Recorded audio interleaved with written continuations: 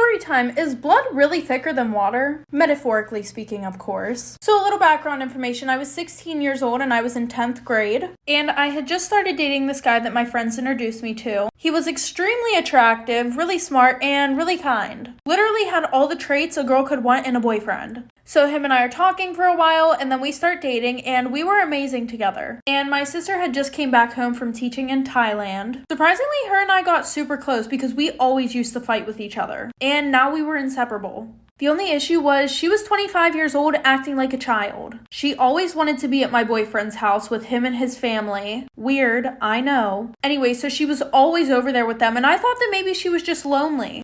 Wrong, of course. Now, of course, like any other relationship, mine wasn't perfect, but my boyfriend and I started having more problems than usual when my sister showed up. He was being super weird, and all the signs pointed to him cheating on me. Like for part 2.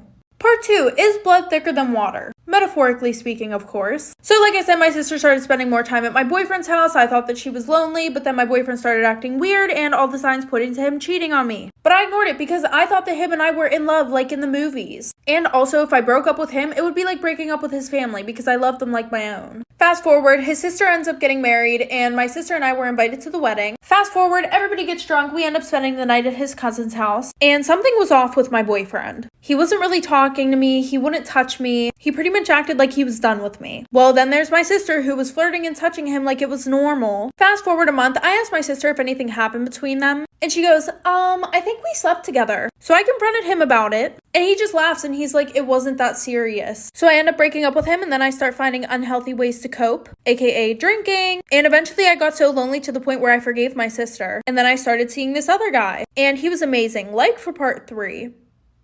Part 3, is blood thicker than water? Metaphorically speaking, of course. So like I said, I forgave my sister and then I got a new guy. He was amazing. And then my sister started begging to hang out with us. Now, of course, you would have thought that I learned from the first time, but I did not. I just completely ignored the signs that God gave me that she was a bad person. Okay, I guess not a bad person. She just didn't give a fuck about my feelings. Well, the one weekend his parents went away and they needed him to house sit, so he invited me over to house sit with him. And then guess who tags along? My sister. I mean, I guess I could have told her that she couldn't come, but at the same time, I was trying to be a forgiving person, okay? And I thought that she wouldn't do this shit to me again. Well, I was wrong because on the last night of house sitting, we all decided that we were gonna get drunk. And my sister made sure that I got more effed up than everybody else. I ended up actually getting alcohol poisoning and I almost died. But she didn't care. She was too focused on sleeping with the new guy. The worst part of this is they started dating and my mom was on her side. It's been 3 years and I'm still trying to forgive her and my family. Story time about how my best friend got my house raided. So a little background information. I was 16 and in 11th grade. And we're gonna call my best friend Jenna. Jenna and I have been on and off friends since elementary school. Now, the reason why we were on and off friends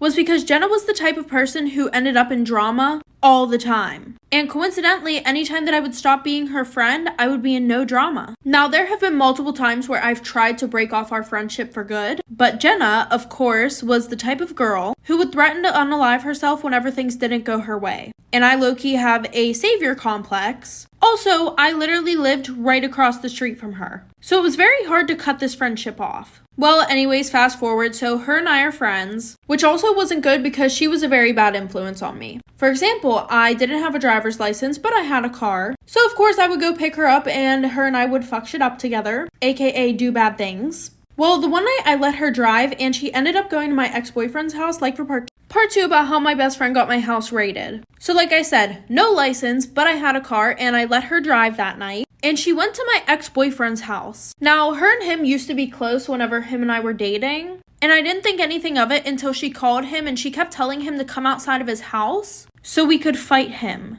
And I'm telling her to stop, but she just keeps laughing the whole time and she always does shit like this. And I was tired of being pulled into shit like this because then I got named the psycho stalker girl. So then I find out that after she went home that night, she texted my ex with this whole elaborate story about how I was the one who made her drive to his house and say all that shit. So fast forward, her and I got into it at school because I told a counselor that she was threatening to unalive herself because I was really worried for her. But then she starts posting stuff about my mental health on social media, saying things like, oh, she has zebra stripe arms.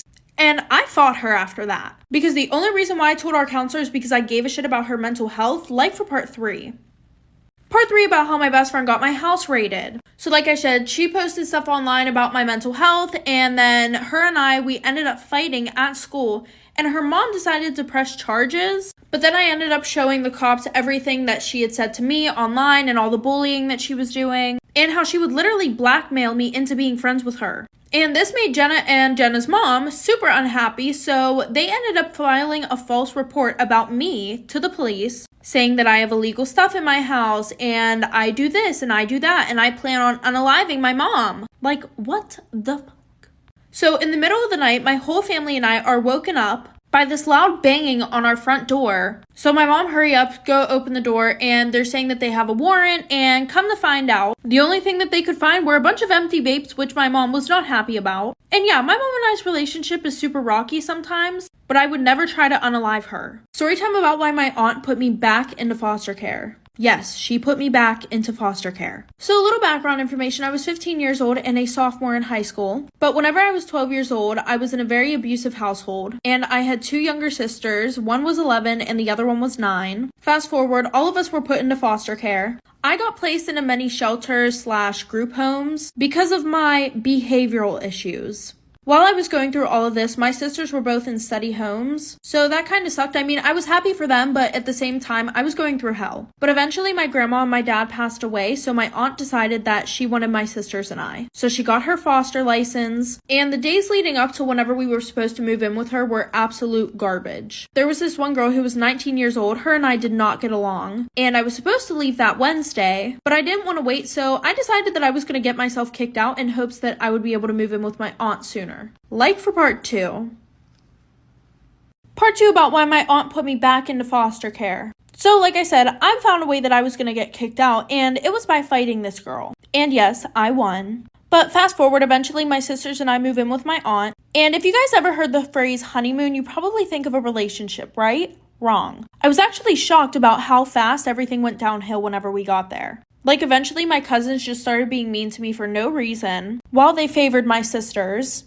And when I say cousins, you guys are probably thinking they're around my age. No, they were actually in their 20s. Hell, one was even close to 30. Like, these were grown-ass adults beating on a 15-year-old. So eventually, my cousins, my aunt, and I are fighting almost every single day. And the one day, my sister and I got into an argument that eventually turned into us fighting. And my cousins love to jump in every fight that my sister and I have. Well, they jumped in this fight, and instead of helping break it up, they actually made it worse. The one was holding my leg down, and eventually I got it up and I kicked her in the face. And my aunt thought that it was my fault, so she sent me to foster. Story time about my weird cellmate. So a little background information, I was 17 years old and a junior in high school. Yes, I was 17 and I was being charged as an adult, so I was in with a bunch of women. Well, one night after dinner, my cellmates and I are watching true crime shows, because that's what you do when you're in jail, watch true crime and CSI and all that shit. Anyway, so we're watching our shows and we see a new girl come in. She's got her blanket packed and we're all being warm and welcoming, and immediately all of us could sense that something was off with this chick. Immediately, she starts going off about how she has a problem with the TV show we're watching. She did not like the fact that we were watching crime shows. She was like, oh my gosh, you guys really need to turn this off like right now. Low-key thought I was gonna see her on there or some shit. But yeah, she was just being super paranoid, and we're sitting there like, girl, we have 10 channels. 7 of them are going to be true crime, and 2 of them are the news. Oh, and the other channel was black and white movies, and nobody wanted to watch that shit. So then I asked her if she unalived someone, life report. Part 2 about my weird cellmate. So like I said, I asked her if she unalived someone before, because only somebody who unalived somebody would be triggered over us watching true crime, but she completely ignores me. So the first night, something happened with this girl. It was low-key, very, very weird. Me and my other cellmates were like, this girl's weird as hell, why is she here? And then the next day was the icing on the cake. So it was cleaning day, and we're all cleaning our stuff. And this girl just starts cleaning the weirdest things, like the inside of trash cans and shit that didn't need to be cleaned. And then it started getting creepy. Not weird, creepy. She put a paper towel over the drains because the voices were too loud. And then she would walk around the pod talking about death and carnage. And if you don't know what carnage means, it pretty much just means unaliving a lot of people. So this was super bad vibes, obviously. Now, when you're in jail, of course people are going to ask what you're doing time for. And if you don't say, you're going to come off as sketchy. So we're asking this girl, hey, what are you in for? And she would not give us a straight answer. Well, while she was at a visit, we went through her things, like for part 3. Part 3 about my weird cellmate. So like I said, we asked her what she was in for and she didn't answer, so we found that weird as heck. So then she went for a visit and we searched through her stuff and found her paperwork. We found out that she was in because she attempted to unalive her husband, in which he got a restraining order. So at this point, we're like, this is weird as hell, and she needs to go. Like, she gotta go. So now the entire pod comes together, and every single one of us wrote a letter pleading the staff to get this crazy you-know-what out of our pod. We all folded them up into little paper kites, and we sent them to the guards. We were ringing the doorbell like crazy, and we told them what happened, and no questions asked, she was gone. Story time about my toxic ex-best friend. So a little background information. I had a very close guy friend who we're gonna call Max. Now, Max was 2 years older than me, but due to our families being super close, him and I became best friends. Growing up, I saw him as kind of an older brother, and then eventually as we grew up, I saw him as my best friend, until I realized that he was actually a terrible person, and I missed all of the signs that he was not a real friend. Like one, our first fight, I told him something that I didn't want anybody else knowing, and what do you know, right after I tell him, my family knows, his family knows, my crush knows, all of our friends know. After this, I probably should have distanced myself, but he apologized and we became friends again. That was sign number 1. Sign number 2, his huge change in attitude. 1 second, he would be extremely rude to me, and then he would be this really sweet and caring guy, and his apologies were the best. So it was really hard not to forgive him. He was like a master manipulator. Number 3, we only talked whenever it was convenient for him. Like seriously, we would never talk, unless he needed something, like for part 2. Part 2 about my toxic ex-best friend. I think we left off on sign number 3, which was the only time that we would talk was when it was convenient for him. He would never reach out, which left me being the one who was constantly trying to preserve our friendship or whatever was left of it. Like, all of our messages were literally me, and it made me seem really needy, and like I was putting in way too much effort because he would literally answer with the most simple messages. Like, yeah, okay, sure. And he would only talk to me whenever he wasn't with his friends. Sign number 4. It felt like he was embarrassed of me. Now, I know that I was 2 years younger than him, but we were still friends, and I really don't think that's that much of a difference. Like, he would never want to be seen with me. The last sign, he would literally always talk about me behind my back. And I thought this was just rumors at first, until finally several people told me that it was not a rumor. He would say things like, oh, she's ugly, she's so immature, she's annoying and childish, she's so annoying. And then I finally decided to cut him off. Because if the bad outweighed the good, was it really worth keeping that person in my life? Storytime about how my boyfriend was hiding his 2-year relationship from me. So a little background information, I was 18 and a senior in high school. And in the middle of the school year, I had a new student in my 4th period class who we're going to call Jose, and he was 17 years old and in 11th grade. Now, he wasn't technically new because I'd seen him around school and everything like that. But up until this point, neither of us knew that each other existed. So he gets introduced to the class, blah, blah, blah. He sits in the very back of the room, and I knew that this man was going to be my boyfriend. So when I got home that day, I was texting my friend about him. Thankfully, she gave me his Snapchat. Fast forward, we're talking, and elevators get brought up. Now, in my school, you are not allowed to use the elevators unless you're injured or for some other reason. Well, he was talking about how he always used the elevators and nobody really cared. So I meet him at the elevator the next day and blah, blah, blah. We start flirting. And this led to him and I being super close. Like, we would FaceTime every day. We would always sit together at lunch, in class. Like for part 2. Part 2 about how my boyfriend was hiding his 2-year relationship from me. So like I said, every day after that, him and I were pretty much inseparable. We would FaceTime literally 24/7. We would always sit together during lunch, during class. Well, the one day I'm sitting in my homeroom and he comes in and he asked me to be his girlfriend. Of course, I said yes. So fast forward to Halloween, my family was handing out candy and he was going trick-or-treating with his family because he had younger siblings. And this is where our families were supposed to meet, but he didn't end up coming to my neighborhood, which I was super happy about. Well, then fast forward to my birthday. Our families were supposed to meet again, but it didn't end up happening again. And I wasn't really sure if this was the reason why things got weird between him and I. The one night I was over at my friend's house and Jose's on FaceTime with me. And I was talking about how I could pick him up and him and I could hang out. And he literally just didn't even say anything. So I was like, okay, is that a no? So then he was like, I don't know, I might be busy, blah, blah, blah, blah, blah, like for part 3. Part 3 about how my boyfriend was hiding his 2-year relationship from me. So like I said, him and I are on FaceTime, I'm asking him if he wants to hang out, and he's being super weird about it, being super standoffish. Well, fast forward a little bit, he seemed like he wasn't interested in me anymore, and it really hurt my feelings, obviously. So he didn't talk to me the rest of the day, and then he texted me the next day. And he was telling me how different we are and how we barely have anything in common and how we rushed into things. Pretty much a bunch of shitty excuses as to why he thinks that we should break up. Well, after that, him and I don't speak for a few days, and then I had a fake account on Instagram, and after our breakup, I viewed his story the one day. So then I look at his Instagram story, he posted a picture of another girl with a heart, and then I found her account, and she had pictures of them dating back from like 2 years ago. Now, still to this day, I don't know if he was cheating on her or if they were on a break or whatever, but I also thought that it was weird that they were dating because she was 19 and he was 17.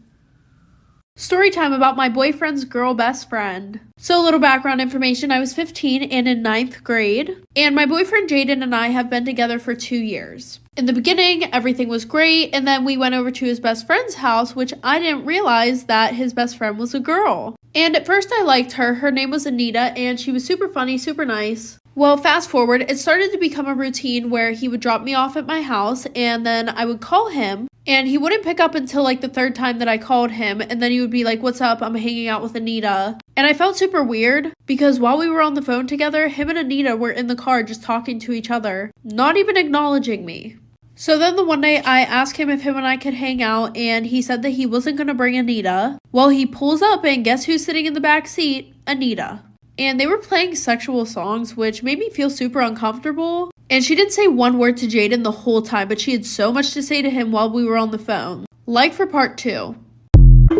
Part 2 about my boyfriend's girl best friend. So, like I said, he said that he wasn't going to bring Anita with him, and then he pulls up, and guess who's in the car? So, fast forward 8 months, Jaden and I are doing super good, and the one day we're driving around, and he mentions that he has to pick someone up. Yep, Anita, and her friend. So, fast forward, we picked them up, and I was feeling super uncomfortable and pissed off, because Anita's, like, rubbing his shoulders and stuff like that, and then they drop me off at my house. Well, not even 10 minutes later, they get into a car crash. Literally 10 minutes down the street from me, so the girls walk to my house. So we're sitting in the garage, and the girls are talking about how long they've known Jaden for, blah, blah, blah, this and that, and how he drives super careful when Anita's in the car because he really cares about her. So I told Jaden that I'm not okay with him hanging out with Anita. And of course, when I text him, he's drinking with Anita. So then he starts calling me a bunch of names. Jaden and I are still together, and we have a 9-month-old daughter. He still hangs out with Anita, and I still feel weird about it, but I guess I'm just gonna have to try. Story time about why you just can't bring some friends around your boyfriend. So a little background information, I was 17 and a junior in high school, and I have been best friends with this one girl who we're gonna call Lily for about 2 years. Now, Lily and I weren't your ordinary best friends.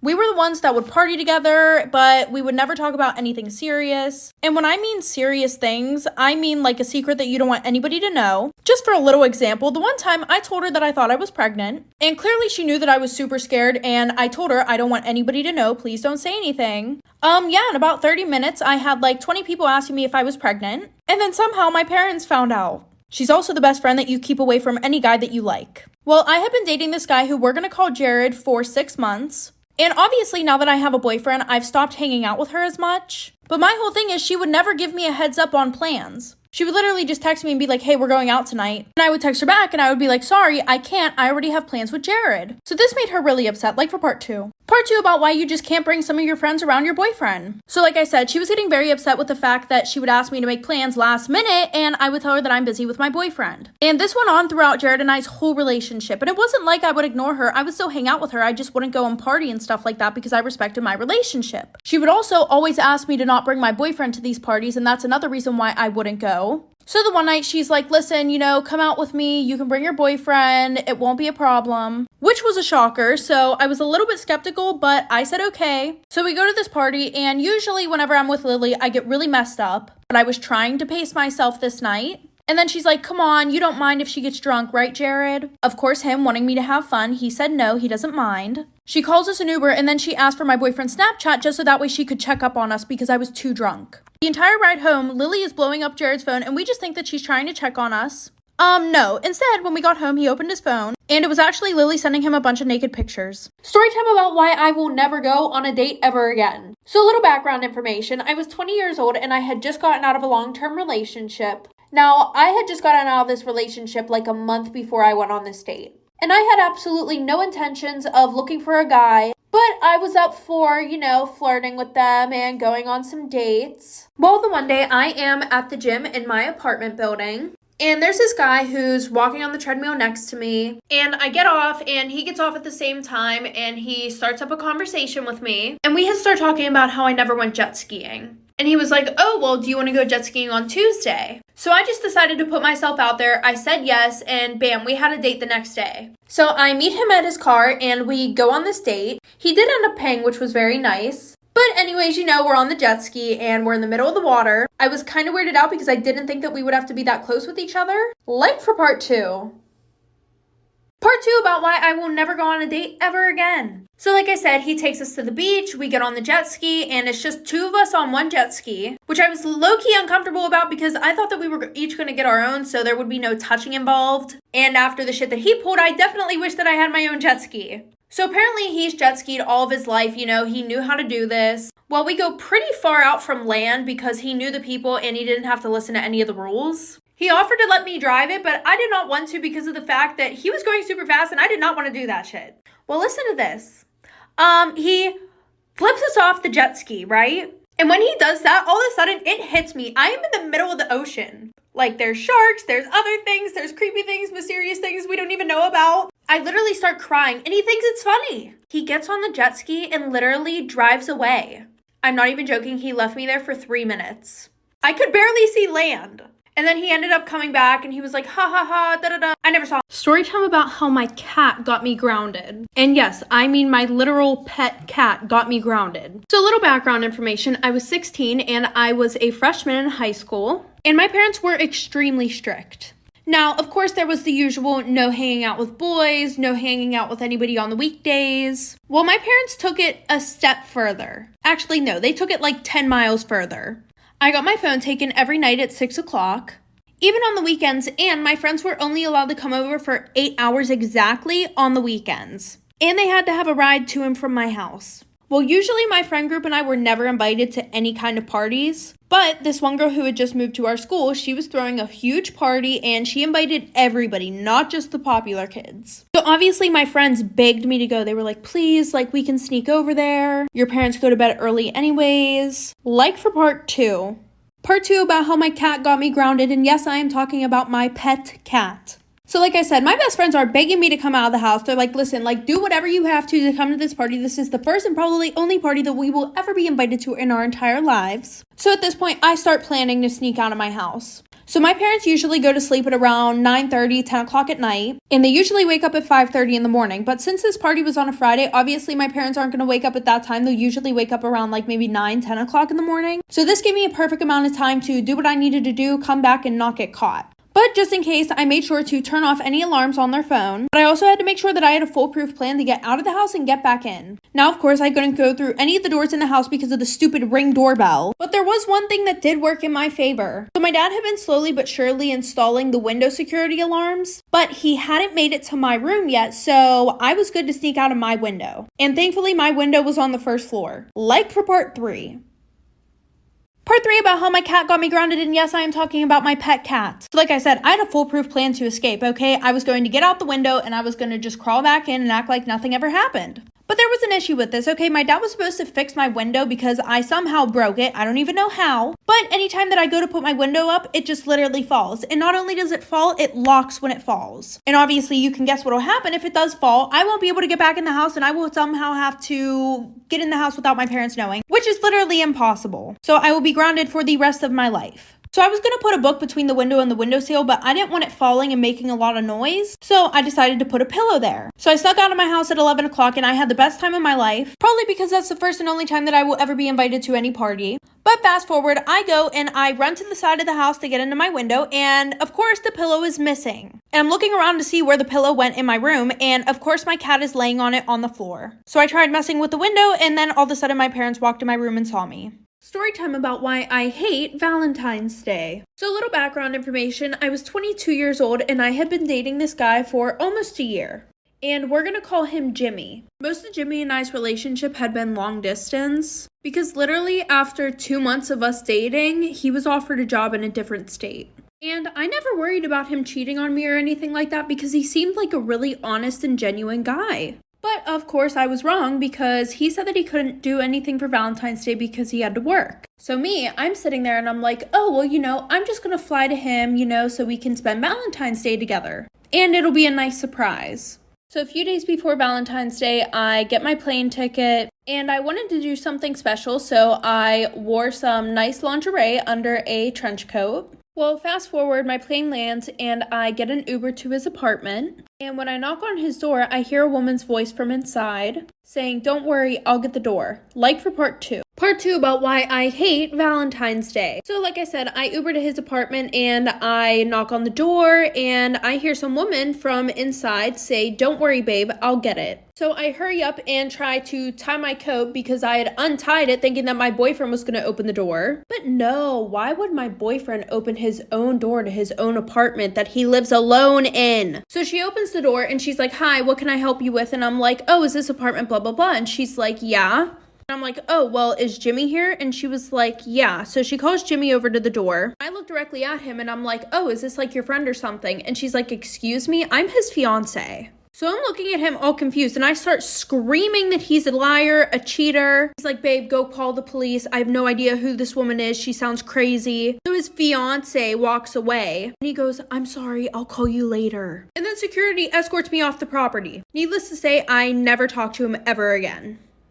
Story time about how this boy stabbed me with a pencil in kindergarten. So a little background information, I was 6 years old and in kindergarten, obviously. I'm not gonna lie, this story kind of shows that it doesn't matter how old a child is, they can literally still be very mean and yeah. Well, during the middle of the school year, there was this new kid who came to our class and his name was Freddie. Now, Freddie coming in the middle of the year was kind of sad because everybody already had their friends. They didn't really want to talk to the new kid. And what made it even worse was the fact that he was a teacher's pet. And he was the teacher's favorite. So he was always picked to go up to the board and be the line leader, which made the kids hate him even more. For example, during lunch, Freddie would go and try to sit with some of the kids and they would call the teacher over, say that he was doing something that was annoying them or really gross. And the teachers would remove him and put him at a table alone by himself. And I was one of the kids that didn't really make fun of him. I just kind of sat back and laughed, which I know is terrible. But like for part 2.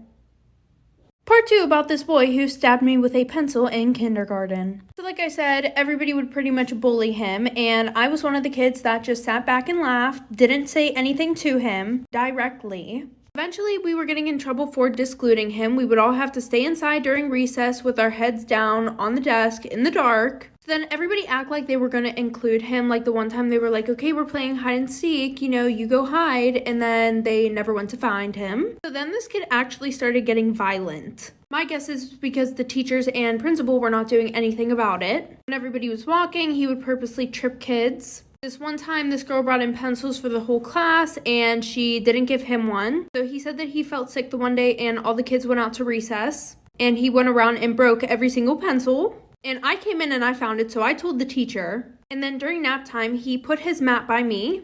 And when I finally fall asleep, he literally comes over and stabs me in the back of the neck with a pencil. Story time about how this girl and her boyfriend beat me up. So a little background information, I was in 11th grade and I was 17 years old. And in the summer, my friend and I went to go and watch fireworks for the 4th of July at this park. And most of the people there went to a completely different school. But we ended up meeting this group of guys and I was really vibing with the one guy who was there. He was super cute, super chill, and we got along great. And I just want to put this out there, I did not think to ask that he had a girlfriend because he was being super flirtatious and just really wasn't acting like he had a girlfriend. I literally just hate how we have to ask people if they're in relationships now because they don't want to be honest or loyal. And then we would look like the bad guys because they were dishonest. Anyway, so him and I start to hang out a lot and he really likes me, I really like him. And we went to this football game at his school and we ended up doing the nasty. After that, I'm in the bleachers with my friends and one of my friends tells me, yeah, he has a girlfriend. So she couldn't have told me this before we did the nasty. Anyways, like for part 2. Part 2 about how this guy and his girlfriend literally beat me up. So like I said, him and I did the nasty at the football game and then I go onto the bleachers with my friends and she tells me that he has a girlfriend. But I'm not gonna lie, at this point, we had already been talking for 2 months and I really didn't care because I liked him and I wasn't just gonna turn my feelings off. First of all, I do not owe that girl any loyalty. Number 2, we were already intimate with each other, so I don't know what could make this situation worse than it already was. I mean, I did confront him about it and he told me that he was gonna break up with her for me. So I believed him. I was like, whatever, I'm just gonna wait for him to break it off with her and I'm still gonna talk to him. So eventually he literally made me wait for like 2 more months. So what did I do? I told his girlfriend everything. I'm not gonna lie, it's not even that I wanted to be a good person. It was literally just to spite him. It's like, yeah, your man wants to be with me. He don't want you. This is the text messages of him telling me that he was gonna break up with you. That day he called me and he was like, hey, do you wanna hang out? And I was shook that he did not bring up anything that I said to his girlfriend. Like for part 3. Part 3 about how this girl and her boyfriend literally beat me up. So like I said, I told his girlfriend everything about how he didn't want her. I sent her the receipts and everything. And then she has the audacity to tell me I'm disgusting, I'm this, I'm that, saying that I'm gross for even doing anything with him. I should have known that he had a girlfriend. I should have told him off. Like, sis, your man did not mention you once. He didn't even mention you as an ex-girlfriend, so put the blame on him, not me. So later that day, he invites me over, and I am shook because I at least thought that he was going to bring it up and be like, why did you text my girlfriend? So I thought that maybe she was one of those girls where she's like, OMG, my man is never wrong. I'm not even going to confront him because I don't want him to break up with me, and it just wasn't his fault. So fast forward, I get to his house. I usually just walk in because I've been over there so many times. Well, as soon as I walk in the door, him and his girlfriend start wailing on me. I ended up with a few broken ribs, but I also ended up pregnant with his child. His family thinks that he should be with me since I'm having his kid. She decided to stay with him, so she comes to every prenatal appointment.